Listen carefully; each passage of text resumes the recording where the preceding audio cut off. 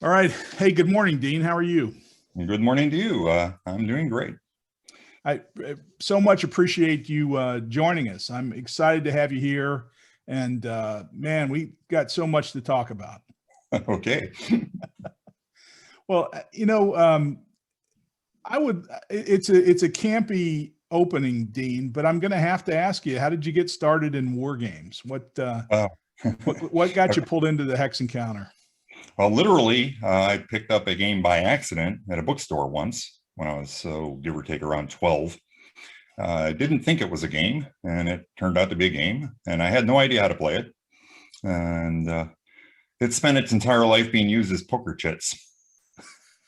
But that was my first war game. Then I picked up gaming itself and figured out what that was. Did it wrong, but like everybody else, I kept persevering on. And then eventually it coalesced between being in the military and going to school into a degree in cartography and a industry everybody said was dying that I thought I could do better in. So I signed up to go ahead and take advantage of the information I had and the degree I had and started the company. I The cartography thing, that's something I didn't know about. That certainly gives you a graphics angle to these games. Is that how you approach a new design? Do you think about the map? Oh, no. And my cartography degree didn't help with graphics really at all. That was innate or not there, as some would call it. But at the time, they were just inventing information systems and trying to figure out how to do mapping via satellites and all this stuff. But I picked probably the only cartography professor left in the United States that did stuff the old-fashioned way with pen and paper. And it wasn't necessarily the skills of how to do ink on plastic and whatnot that mattered. The key for that was he went through all the details of how printing was done. So I literally learned, well, how do you order a print job? What do you look for to make sure they did it right? What are they going to do for you? What are they not going to do for you? All that kind of material, which, somebody in the printing business would know, but nobody else bothered to care about. Right, right. No, that's good. What Were there any games early in your life that left a mark on you that you thought were fantastic when you played them early on? Well, I played after I was done screwing up Luftwaffe because I couldn't figure it out. I did play Battle of the Bulge to death. That would be what, the 1965 version, I think it is. Thought it was absolutely great. Moved on to from that to various SPI titles everybody knows and has played before, and love the hell out of them. Played Panzer Leader, played. I never played Panzer Blitz though. I think I had one, but I never played it versus Panzer Leader. It's kind of weird. I did get AIW when it came out and played that, but everybody else hated it, so they didn't play with me. But No, it's funny. I share a similar path. I screwed up Panzer Leader early on, and I also screwed up Luftwaffe. But we played a ton of Battle of the Bulge. That was that was great. I remember it was the first time where I saw how important cells was, not cells, but Bastogne was, right, on the map. I mean, you watch the movie, right? The old the Bulge movie, and you hear about Bastogne, but why was it so important? And you see it on the map, you instantly understand why it's important, right? Especially when you try to move units from there through there to somewhere else. Right. And, right. Oh, I can't now. Oh, I guess that's why you should hold it, huh? That's why you say nuts when they ask you to get out. Yeah, that's absolutely true. Um, so when did you start thinking about your own designs? Oh, I messed around like everybody else does with paper and garbage I drew up all growing up, but then got serious around the early 80s, I think it was. Somewhere in there, I left active duty and went to get my degree and was busy playing a lot of games myself and kept stumbling upon things. Well, I could do that better. Well, I put my money where my mouth was, and ended up actually trying to do it. Various versions of whatever it is. many of which never saw the light of day, but they were a good training ground. And then give or take mid 80s, I decided, well, okay, I got this goofy degree that nobody knows about or cares about. I had a job briefly at the USGS, and I would literally go insane if I had to do that every day for the rest of my life.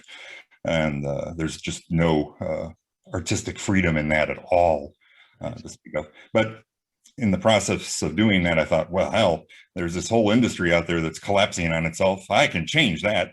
Well, not very bright, but at least it gave me an idea. Well, I want to start one of those and see what I can make of it. It's one of those cases where you don't really know what you're getting into. It's a lot easier. Looking back on it now, I don't know that I would have tried it, but that's because it's like, well, okay, it's going to involve all that. Well, you didn't mention any of that while you were thinking about it. Right. No, that's so true. So true. And so what was your first published design? First published design was 1988. Came out, I believe, in March, and that was In Their Quiet Fields. It was the very first released CWB game, although CWB had been in pre-production testing and whatnot for several years before that. And it had assets that were not CWB, but laid the groundwork for big Civil War games at that point beforehand. So, did you have written orders at that point? Oh yeah, Yeah. I had a 12-page rule book, which I was very proud of back then. And the instant it hit the actual commercial market, all the people who couldn't figure out this or that or needed that, and I didn't think they did, and all that showed up, so that I think by the time the CWB version 2 came out, it was like 40-something pages long, and it was just material. There wasn't any changes. It was all the stuff that was missing, or I assumed a person didn't really need to know how to, don't use the dice for movement or whatever. And all of that was now in there, making that 12-page rule book really long, but all the concepts were there. Right. No, it's funny. You're right. You don't use the dice for movement. You can't take movement factors from one turn to the next. Can't jump over hexes. Yeah. Why do you need to say it, right? That's yeah. Great. Well, we haven't quite gotten to the point, but it's like it. It's like, well, can I play this game underwater? Well, let's see. It's made out of paper, so probably not. But why do I need to write that in there? Right. Exactly. That's awesome. So was it self-published then? Was this the first Gamers game? Yes, it was first Gamers game. And I had teamed up with a few friends, and we'd all chipped in, and I had collected up all my money from the 6 months I spent at the infantry officer basic course. I saved every penny, never spent a dime for 6 months. So I had barely enough money to basically fail at a start, is what it amounted to, because if I knew what the hell I was doing, I would have taken a quick look at the numbers and figured out this can't be done. This is impossible. So with what we had available, that's where we started. First year or so, I was paid $100 a month, whether I liked it or not. There are no perks, no medical plans, nothing. Right. If my wife wasn't working as a seamstress, I would have failed. Yeah. That's great. That's a great story. And how did you distribute the games? How did you get them out to the public at that point? The very first time, all we did was we had an ad that we put into one of the game magazines back then. I forget, Fire and Movement or something. And literally, we got a couple orders, and that was what we had. Mm-hmm. There were a series of established distributors back then. I didn't know who they were or anything at that point, but if they showed up and they asked to buy a couple, I said, okay, and worked it out from there. It was only then that I figured out, oh, well, that's what the terms of a distributor is. And that's not so good, but they're going to order a lot of copies, so it'll work. And then they order very few copies. That changed over the years into the 90s when suddenly distributors no longer purchased a lot of games and pushed it into a lot of stores. That just didn't happen. What they did was they bought a handful of games, so they had them in stock, but then they sent out catalogs to the stores saying, well, we've got this game. They wouldn't put it on a shelf. Nobody could walk into a store and look at one, but that was their version of marketing. And it's like, well, why are we paying these people all this money? Because it was like 45% of the total to do that. Right, right. No, it's a trap, right? I mean, they buy at such a low discount, and then, you know, publishers want to print more and more games to lower the marginal cost of each game, and it's a trap. And there was a point in time, when was it in the 90s, when those distributors failed, right? They were, some companies, they were buying the games. Maybe it was the 80s. Maybe you missed this, but they were buying the games, but they weren't paying for them until they sold them to the retailer.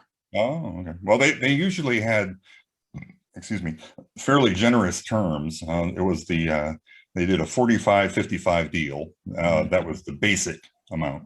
But they had 30 days or something like that to pay the bill. But if they paid it early, then there was another 10% or so knocked off. So it actually became more than the 45%. It was closer to the 50-50, which, given what they were doing and what we were doing, that didn't make a lot of sense. Yeah.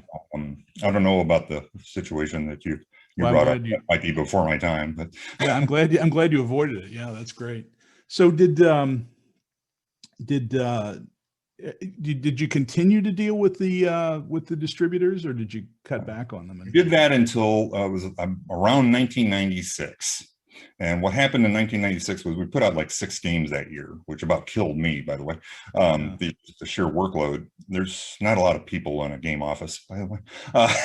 But other than putting out the 6 games, the theory was, based on everything we had heard from the distributors, it's like, well, if we make more of these, they will sell more of them. So we upped our print runs. We doubled them, in fact, for whatever games there were that year. And that about put us in the pit, because they didn't order jack shit more than they were before anyway. So in 1996, after all those disasters, and we barely survived it, what we did was came up with a half-baked plan to, well, let's just sell direct to people and direct to any store that wants it, and skip the damn distributors in the first place. And that took a lot of arguments and discussion, because, oh my God, you're cutting the umbilical cord. We're all going to die. Well, it worked great. I mean, it was like, well, we can sell 4,000 games this way and barely make it even, or we can sell 2,000 games, I'm making up the numbers, and do okay. And it was the okay part that sounded pretty freaking good at that point. How did you think about inventory management? Did you try to keep every game in inventory and just? Oh God, no. What we always did was we print the number we were going to print, and when they were gone, they were gone. That was all we could do. We always did a pre-order thing. We didn't have it set up like they are today, where, oh well, when it hits that number, we'll print it.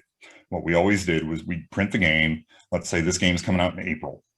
About 6 weeks before that, we're going to send out a pre-order flyer of that game to sell it, and we'll sell whatever we sell.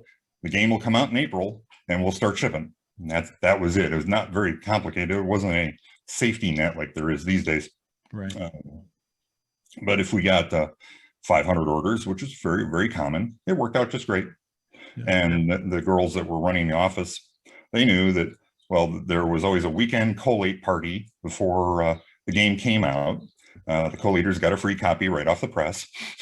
And then that Monday morning, if they took them that long, the girls would start packing and shipping as fast as they possibly could. And usually about the middle of the week or so, they'd be done with their first 500 and all that. Interesting.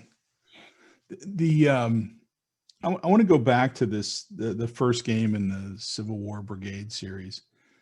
So we have written orders. Where did you come up with that idea? Were you influenced by something else, or is it just your perspective on how you wanted it communicated? More or less, that was built along the way with my infantry background and whatnot. Getting to it, it's like, well, you don't just make up crap as you go. I mean, it's not how it's done. Right. And I was thinking that, well, with your basic Civil War game, there's only a couple things that can happen, because the forces involved are pretty straightforward.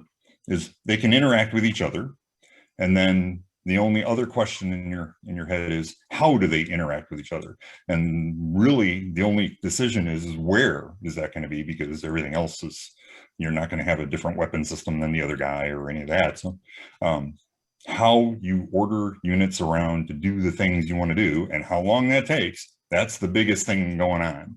So if you can order a guy to the road junction that matters faster than he can get there, then you did good.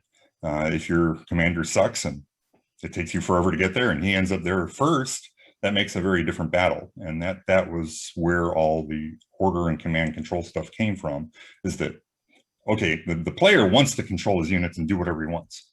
And the whole point of the command system is, yeah, but you can't instantly. It's going to take some time.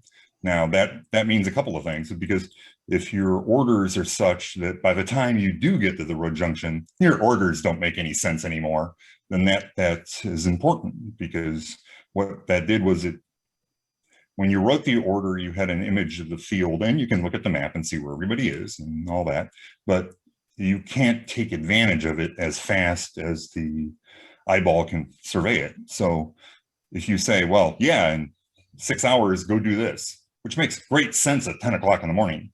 But then when that time rolls around and you look at what you're doing, it's like, well, that doesn't make any sense at all now. Yeah, but you're stuck with it. Right. You've committed to it. Yeah. Mhm. Yeah. That's interesting. Yeah. I kind of view that as a big innovation. I mean, I don't know what kind of feedback you get, but it's an interesting and a thoughtful way to deal with the imperfect world. Right. I mean, do you get pushback, or have you received pushback on that particular order or issue of written orders in this?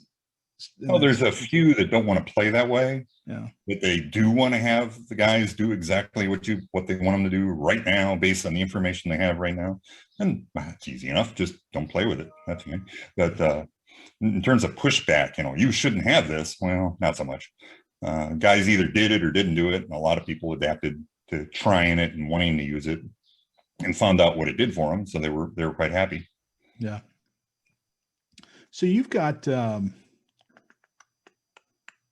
let's see, there was I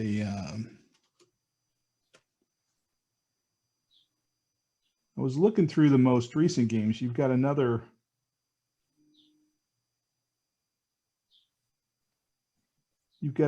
Civil War game that just came out that's a different series that I wasn't familiar with.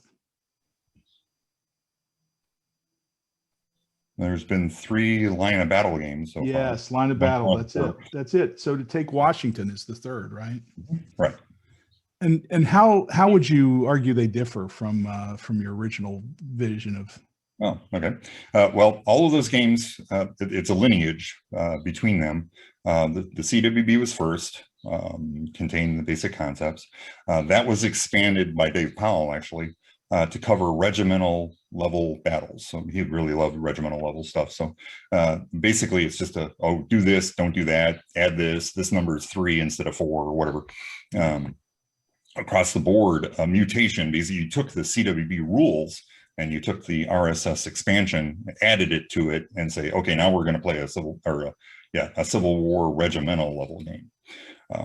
And it was that way for years, at least probably 98 through like 2010 or something like that.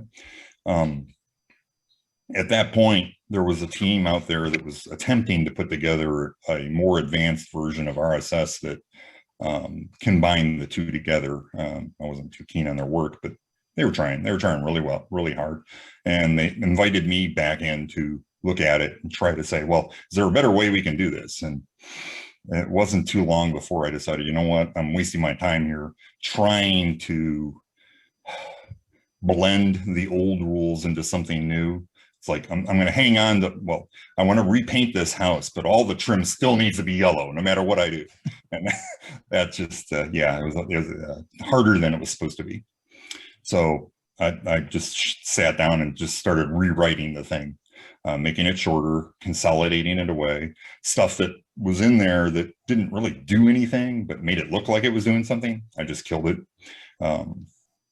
But in terms of the overall big ideas that are in there, they're about the same. How they're done or whatever might be different. But I think that answered your question. I'm not really actually at this point. Yeah, well, I haven't looked at line of battle, so I don't know exactly what the question is, other than I know it's a new line for you, and I was kind of curious. Is a Civil War a period that resonates with you? It must be, right? It was more so at the time. I've mutated from there. I mean, I was a Civil War reenactor back in the early 80s. I mean, that was a long time ago now. It feels like I would never do that again. The last reenactment I ever went to was in the summer of 1988 at Gettysburg. And we had just released Thunder at the Crossroads, the second game. And we actually had a little tiny booth at the reenactment and sold a couple of them, I guess. My wife was there. She was very pregnant. It was like 9,000 degrees, like it gets to be in Gettysburg, Pennsylvania in July. And we had traveled all the way from Illinois. So it was like, 8-12 hour drive. And we decided, well, you know what?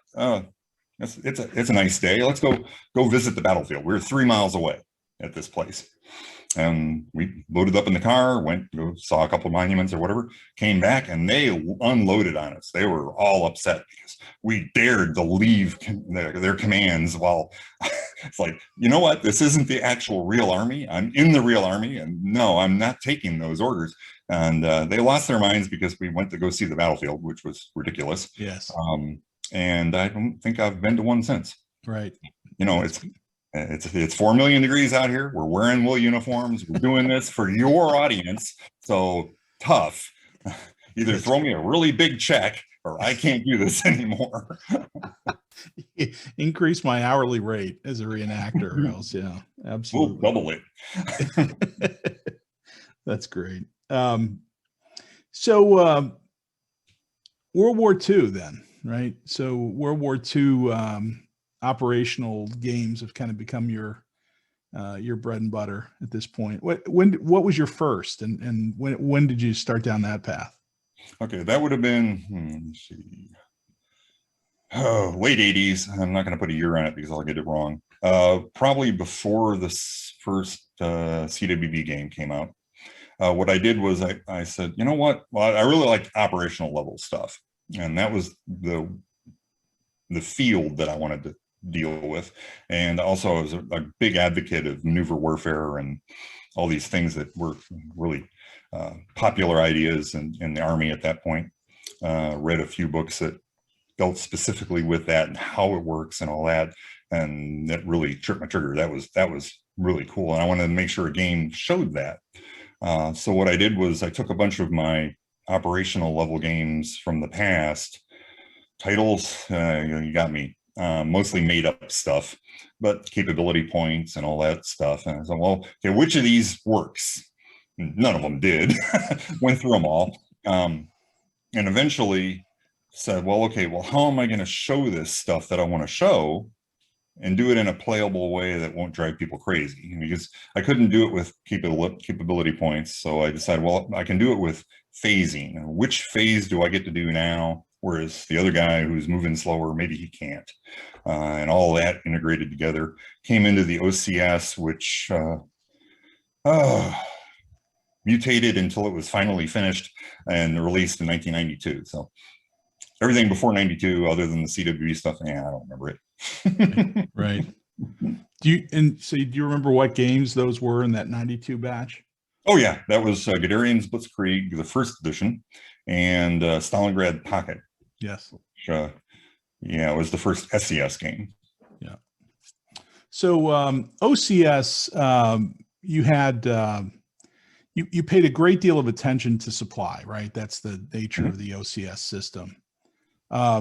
Were you influenced by other games that were around? I mean, it had to be fairly unique at the time to see that deep dive into the supply. Oh, well, I needed to control things. That was the important part. But in terms of other games, I remember getting Campaign for North Africa the first time when it came out, all excited, thinking this is the greatest thing ever. Look at all this stuff, and couldn't play it at all. Yeah. Didn't learn anything. Didn't know how it worked. Never got anything out of it to say, well, if I made a game, I'm going to make it just like this. Mm-hmm. Nothing. So I don't know how to answer what you wanted. Other than that, the OCS games needed something as a moderator that said, well, you can't do everything you want to do all the time. Right.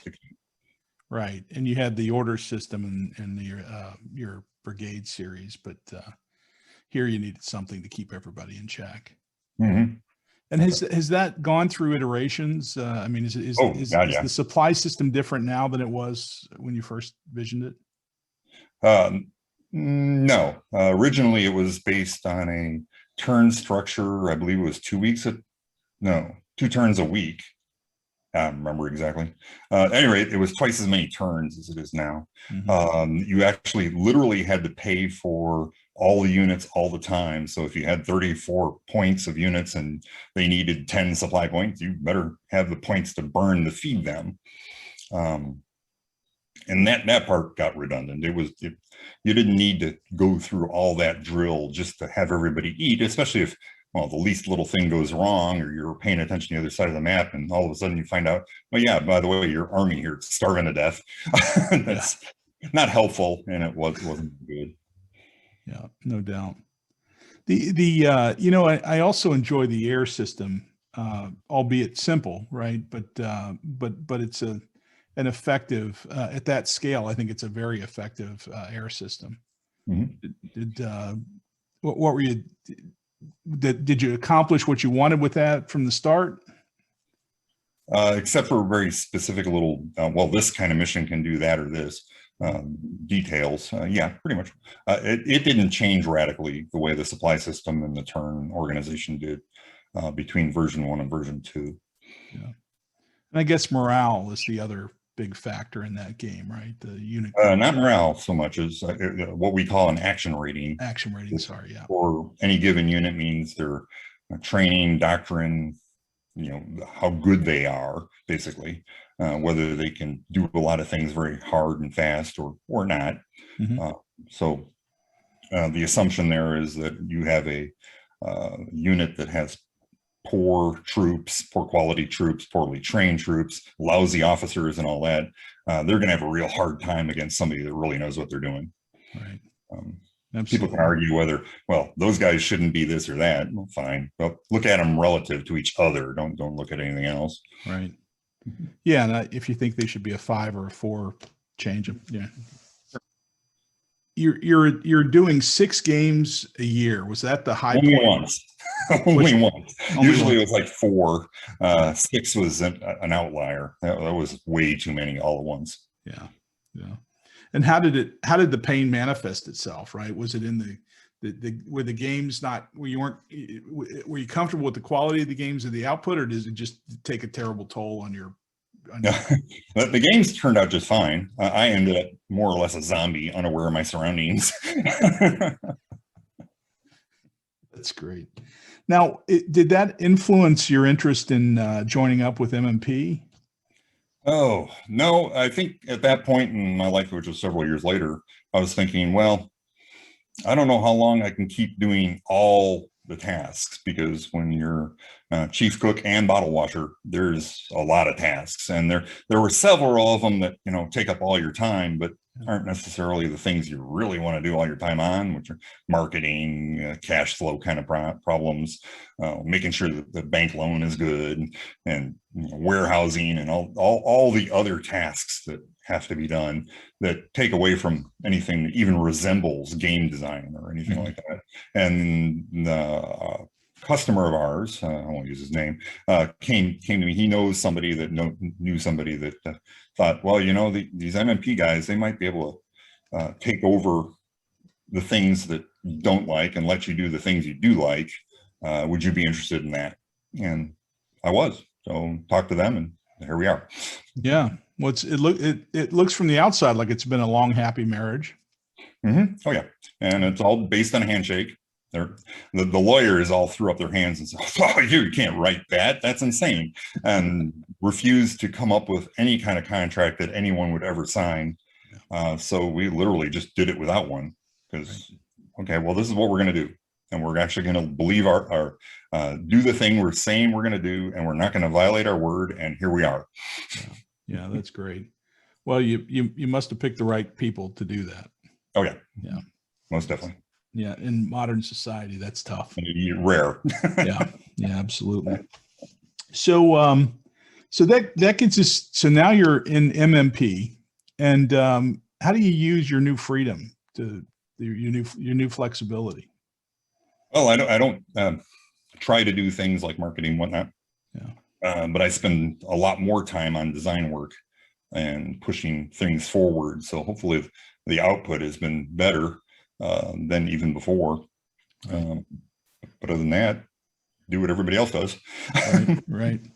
So recently we've seen the development of BCS, which is a change in. Do you feel like that's a change in direction from OCS, or is it it's completely different? That's an interesting way to put it too, because literally BCS began as an attempt to just take OCS and say, okay, we're just going to make a battalion level version of this. And that didn't last very long, because it was very rapidly decided that battalion level is different than the operational levels that we had been dealing with before. It's not a smaller version of it. It's actually a different animal. Several months into the project, it was like, I just decided, well, it needs to move to its own very different way of doing things, because it's not the same thing, only smaller. Right. Right. And that's been very popular, I believe, right? I mean, Oh yeah. How do you measure the success of your babies? Do you watch unit sales, or do you listen to people and hear what they say? How do you do that? I listen, but for the most part, I'll do it the way I think it needs to be done and hope for the best. Right. If I came up with an idea that, well, everybody in the Civil War has to wear no clothing or something, and that's the way it's got to be, then I'll put it out. It'll flop, but it'll be what I said it was going to be. Right. But I've never looked at never looked at sales numbers, and I don't really. It's going to be what it's going to be. Yeah. If I do things the way people like, it'll show up. I won't have to do anything to make that happen. Right. So I go to Consim World Expo every year, or at least when I was able to go, right before the pandemic. But tons of representation of your titles, certainly World War II. Mm-hmm. And then I understand you guys have an event in Maryland, right? Winter Offensive. Right. Well, have had. Yes. I don't know what the schedule is on any of those things anymore. When we were allowed to have those sorts of things. Do you go to those at all? And is that where you plug into people? Where do you get your feedback from the players? I've been going to Winter Offensive every time there's been one for the last few years. Mm-hmm. I went to, let's see, I don't remember the date though. Several years ago was the last Consim World I've been to. Mm-hmm. And whenever I go, I'll listen. Unfortunately, got spoiled by having to go to Origins every year, and there were so few actual wargamers there, it became stupid. Convinced the powers that be that, maybe we should not bother doing this, and right. They let me off the hook, so we haven't been there since.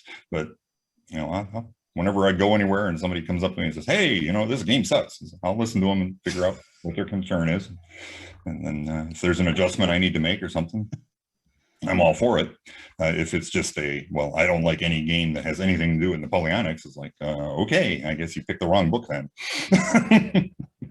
Well, I would suspect you get much more positive than you get negative. Oh yeah, guys are always friendly. Yeah, okay. Yeah, no doubt. No, and you kind of play it. You play an important role in the hobby, right? In this space. I don't think there's anybody that's had the impact over the last 20 years in operational World War II, or even some of the Civil War stuff that one I'll have to beg off on, because that's somebody else's decision, not mine. Yeah. Yeah, I hear you. So what are you working on now? What games are coming? I'm working on the Wilderness game for the Line of Battle. We're finishing up playtesting on the Aracourt game for BCS. We're getting ready to start the playtesting on the Valley of Tears Israeli Arab game for BCS. And I've got like 3 map projects I'm supposed to be doing for various games in the future and all this, but got to sort them out. I only have 2 hands, and we're going as fast as I can. Now, you mentioned that today you have a playtest group. Yes. So you meet on Saturdays and Saturday mornings, right? And what are you going to play today? Are you going to play all 3? Well, that was earlier anyway for us because of the time difference. I finished it right before I came here. That was we have 2 more scenarios left to test on Aracourt, and we did a 3rd one yesterday or this morning. Yeah. So when you test a scenario, do you play it all the way out, or is that Oh, do yeah. you have certain Yeah. questions of certain points in the scenario? Well, we'll notice things as we go, but other than that, you can't make a decision until you've seen the whole thing. Right. And the same crew looks over each game in that regard? Yes. Yeah. What's coming in the long term? I mean, you've got, are you going to continue down these paths? Will we see more BCS? Is SCS still satisfying to you? What are you thinking about in 10 years? In 10 years? See, I'll be 70, so I don't know. I'll be close, so I'm with you. Yeah. The SCS can make games till the cows come home, as long as there's somebody that has this topic that's worth a damn that they want to do. And I've been lucky in that Lee Forrest just taken back over as SCS honcho, so he can run a game comes in from somebody in Saskatchewan or something about something that nobody's ever heard of before, and turns out to be a great game, and we go from there. LOB is just starting out, but it's not planning it to be like 400 games or anything like that. It needs a decent big situations to work with. The littlest ones, even though it's regimental level, start to break down. Like they're not going to go completely crazy killing each other if there's only 1,000 guys on each side. It's going to be a skirmish, because that's what it is. BCS has a lot of legs to it for a long way. The OCS team, they've got enormous plans for all the games they're going to be doing. So lots to come. The only games that sort of pretty much have done their run, like CWB and whatnot, those have already been closed. So right. That's great. Good to hear. So I'll close with another question. Is just, what do you read? Do you only read related to what campaigns you're working on, or is there? Well, I've read a lot of history, just random. It may not have anything to do with anything I'm working on specifically at that moment. A lot of like military psychology and whatnot, how troops work and all that kind of thing. It's a rare day when I'll pick up a novel to pick up just to read something, but I read a lot of things, but there's no thrust or direction involved. That's relaxation time. Like people ask, well, what games do you play? And it's like, I don't. And I literally have not picked up a game from another designer, well, since the 90s at least. And the reason is that I don't have, that's work at that point. And if I pick up a game from some other company and start trying to play it, I'll see all the things I would want to do different, and it's just going to ruin it for me. I did do this in the past where I'd pick up some game that I thought, well, this is going to be really great, and ended up redesigning the whole damn thing. Well, that's not good time for me, because all that time was expended, but I can't use it to make money at all. Right. And I didn't end up playing their game anyway. I ended up playing my version of their game. So I hear you. Good.